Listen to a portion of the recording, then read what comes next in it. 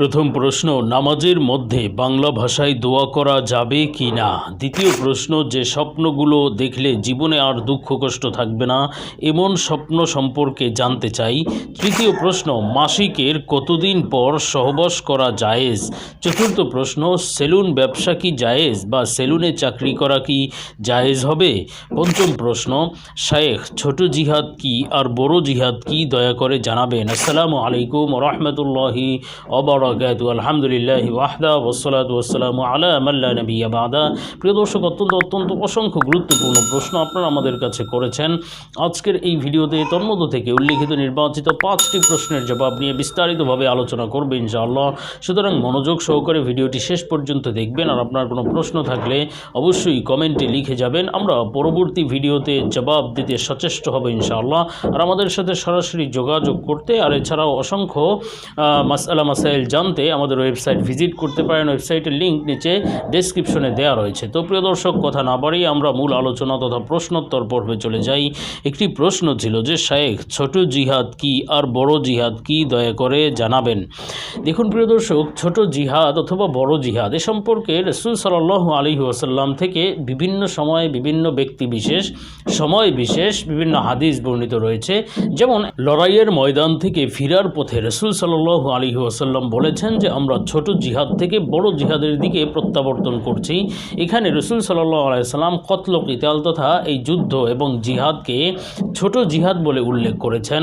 পক্ষান্তরে তিনি নফসের জিহাদ তথা মানুষ নিজের নফসের মধ্যে শয়তানের কুমন্ত্রণা থেকে বেঁচে থাকা এবং গুনাহ থেকে বেঁচে থাকা এবং সহি দ্বীনের উপর চলতে যেই জিহাদ বা মনের বিরুদ্ধে নফসের বিরুদ্ধে যে জিহাদ করতে হয় এটাকে বড় জিহাদ বলে উল্লেখ করেছেন। অন্য হাদিসের মধ্যে রাসূল সাল্লাল্লাহু আলাইহি ওয়াসাল্লাম আল্লাহর রাস্তায় লড়াই করার অনেক বেশি গুরুত্ব দিয়েছেন। তো আসলে এই ছোট জিহাদ বলা অথবা বড় জিহাদ বলা এগুলো বলা হয়েছে ক্ষেত্র বিশেষ বা ব্যক্তি বিশেষ সময় বিশেষ।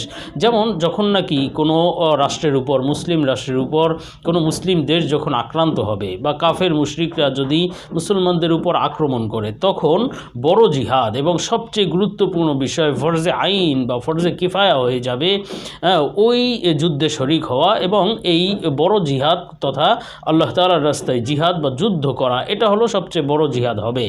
আর তখন বলা হবে যে এক্ষেত্রে ছোট জিহাদ হলো নফসের বিরুদ্ধে জিহাদ করা, আর বড় জিহাদ হলো এখনই লড়াইয়ের ময়দানে শরিক হওয়া, কাফেরদের বিরুদ্ধে যুদ্ধ করা।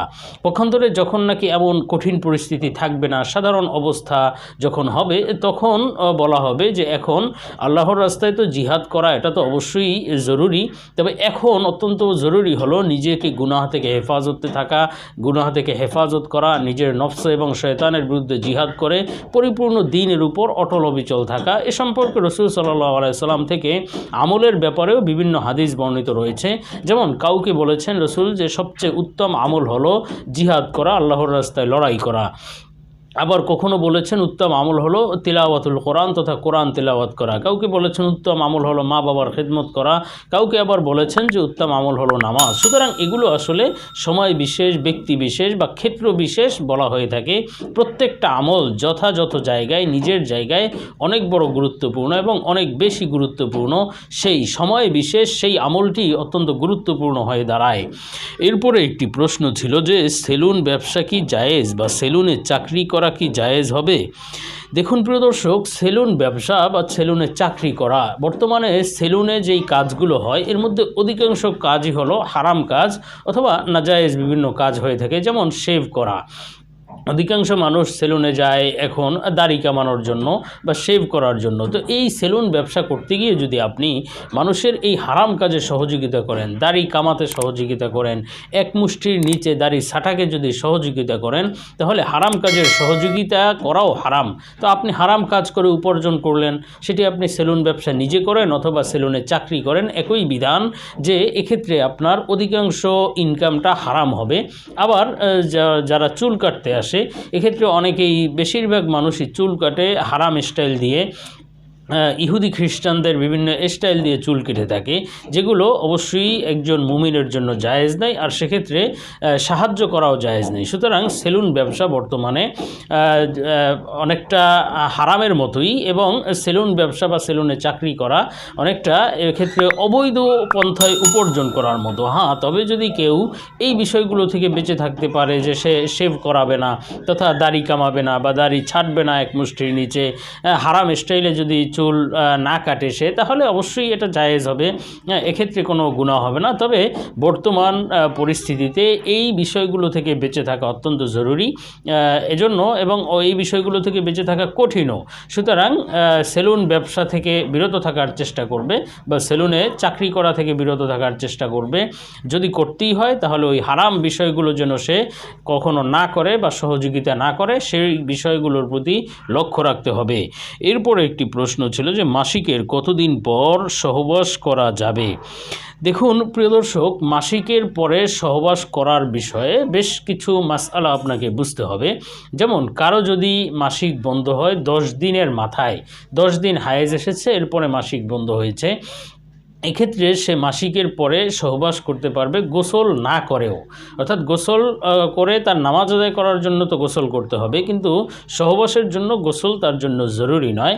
আর কারো যদি 10 দিনের কম এবং 3 দিনের বেশিতে তার হায়েজ অভ্যাস অনুযায়ী বন্ধ হয়, অর্থাৎ কারো 5 দিন মনে করেন অভ্যাস ছিল এবং সেই 5 দিনের মাথায় তার হায়েজ এসে বন্ধ হয়ে গিয়েছে, তাহলে গোসল করার পূর্বে তার সহবাস করা বৈধ নয়, নামাজ পড়াও তো বৈধই নয়, গোসলের পূর্বে সহবাসও বৈধ নয়। হ্যাঁ, কোনো কারণে যদি সে গোসল না করতে পারে এবং এক ওয়াক্ত নামাজ যদি কাজা হয়ে যায়, তাহলে সে গোসল ছাড়াও সহবাস করতে পারবে। এটি হলো যদি তার অভ্যাস অনুযায়ী 3 দিনের বেশি হায়েজ এসে বন্ধ হয়ে যায়।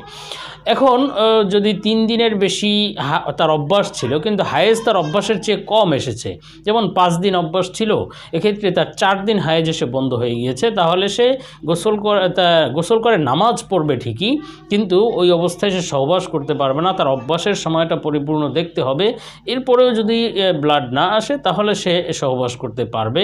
আর যদি 3 দিনের কম তার অভ্যাস, 3 দিনের বেশি ছিল বা 3 দিন ছিল, কিন্তু 3 দিনের কম হায়েজ এসে বন্ধ হয়ে গিয়েছে, তাহলে ওযু করেই নামাজ আদায় করবে। এক্ষেত্রে তার গোসলও জরুরি নয়, কেননা 3 দিনের কমে কোনো হায়েজ বা মাসিক হয় না। এক্ষেত্রে ব্লাড আসলেও ধরতে হবে এটা রোগের মধ্যে, এবং পরবর্তীতে সে নামাজ পড়তে থাকবে ওযু করে, এবং তার জন্য গোসলও করতে হবে না, এবং ওই অবস্থায় সে সহবাসও করতে পারবে না। পরবর্তী 15 দিন পর্যন্ত তার দেখতে হবে। 15 দিনের মধ্যে যদি তার হায়েজ আসে, আবার ব্লাড দেখা যায়, তাহলে বুঝতে হবে সেই প্রথম যে 2 দিন বা 1 দিন হায়েজ দেখা গিয়েছিল সেটার সাথে এটা যুক্ত, এবং তার সময়কে পূর্ণ করে এরপরে সে পরবর্তীতে গোসল করে পুনরায় নামাজ আদায় করবে, সহবাস করতে পারবে। এরপরে একটি প্রশ্ন ছিল যে স্বপ্নগুলো দেখলে জীবনে আর দুঃখ কষ্ট থাকবে না, এমন স্বপ্ন সম্পর্কে জানতে চাই। দেখুন প্রিয় দর্শক, আল্লাহ সুবহানাহু ওয়া তাআলা বিভিন্ন সময় বিভিন্ন স্বপ্ন দেখিয়ে থাকেন বান্দাকে সুসংবাদ বা সতর্ক বার্তা দেওয়ার জন্য। তো আজকে যে স্বপ্নগুলো দেখলে জীবনে দুঃখ কষ্ট থাকবে না তথা সুখ শান্তির আলামত, এমন কিছু স্বপ্ন সম্পর্কে আলোচনা করব। বিশ্ববিখ্যাত স্বপ্নের ব্যাখ্যা গ্রন্থ আল্লামা মুহাম্মদ ইবনে সিরিন রহমতুল্লাহ আলাইহি লিখিত তাবিরুর রুইয়া থেকে খেয়াল করে শুনবেন।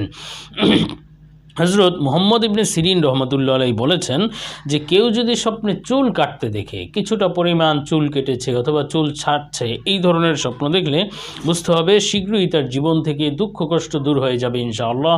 আল্লাহ তাআলা শীঘ্রই জীবনে সুখ শান্তি দান করবেন ইনশাআল্লাহ। আর স্বপ্নে যদি কেউ দেখে যে অর্থাৎ হজ করতে গিয়েছে এবং সেখানে সে চুল কামাচ্ছে বা চুল কাটছে, এই স্বপ্নটি দেখলে তাহলে বুঝতে হবে শীঘ্রই সে সংশোধন হবে, দ্বীনের উপর অটল অবিচল চলতে পারবে, সব গুনাহ এবং খারাপ পথ ছেড়ে দিয়ে দ্বীনের পথে আসবে এবং সকল গুনাহের জন্য সে তওবা করবে।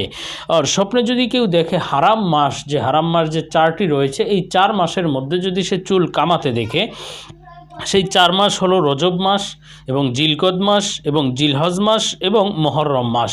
এই 4 মাসের মধ্যে যদি কেউ চুল কামাতে দেখে, তাহলে বুঝতে হবে আল্লাহ তাআলা তাকে শীঘ্রই সুখ শান্তি দান করবেন এবং জীবন থেকে সব দুঃখ দুর্দশা, চিন্তা, টেনশন, পেরেশানি দূর হয়ে যাবে ইনশাআল্লাহ। সাথে সাথে জীবনে সুখ শান্তিও আসবে ইনশাআল্লাহ। আর স্বপ্নে যদি কোনো মহিলা চুল কামাতে দেখে, কোনো মহিলা চুল কামিয়ে ফেলছে, তাহলে এই স্বপ্নের ব্যাখ্যা অবশ্য তার জন্য সতর্ক বার্তা যে তার স্বামীর মৃত্যু মৃত্যু হওয়ার সম্ভাবনা, এটি অবশ্যই তার জন্য সতর্কবাণী। তো যাই হোক, এরপরে আমরা পরবর্তী একটি প্রশ্নে চলে যাই। প্রশ্ন ছিল যে নামাজের মধ্যে বাংলা ভাষায় দোয়া করা যাবে কি না।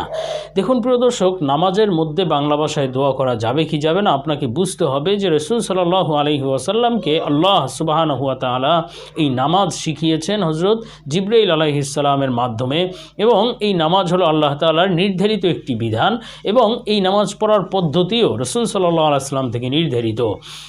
সুতরাং এই নামাজের মধ্যে রাসূল সাল্লাল্লাহু আলাইহি ওয়াসাল্লাম যেভাবে দোয়া করতে বলেছেন, যেই ভাষায় দোয়া করতে বলেছেন বা শিখিয়েছেন, সেই ভাষাই দোয়া হতে হবে। অন্য কোনো ভাষায় দোয়া করলে সেই নামাজ হবে না। যেমন অনেকে বলে থাকেন যে নফল নামাজে বাংলা ভাষায় দোয়া করা যায় বা সিজদায় গিয়ে বাংলা ভাষায় দোয়া করা যায়, তাদের এই কথাগুলো সহি নয়, বরং ভিত্তিহীন কথা। কেননা রাসূল সাল্লাল্লাহু আলাইহি ওয়াসাল্লাম নামাজ যেই ভাষায় বলেছেন, নামাজের প্রত্যেকটা হরফ, প্রত্যেকটা বিষয় সেই ভাষায়, আরবি ভাষায় হতে হবে। সুতরাং ফরজ নামাজে যেই দোয়াগুলো নির্ধারিত, যে দোয়া পড়ার জায়গা রয়েছে, যেমন দোয়া মাসুরা রয়েছে অথবা অন্যান্য জায়গায় যে দোয়া পড়া যায়, সেই জায়গায় কোরআন হাদিস বর্ণিত দোয়া পড়া যাবে।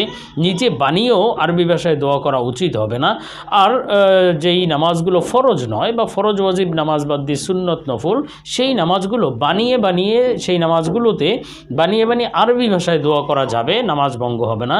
কিন্তু ফরজ হোক বা নফল হোক, যদি আরবি ছাড়া অন্য কোনো ভাষায় দোয়া করে, অন্য কোনো ভাষা সেখানে নিয়ে আসে, তাহলে নামাজ ভঙ্গ হয়ে যাবে, নামাজ থাকবে না।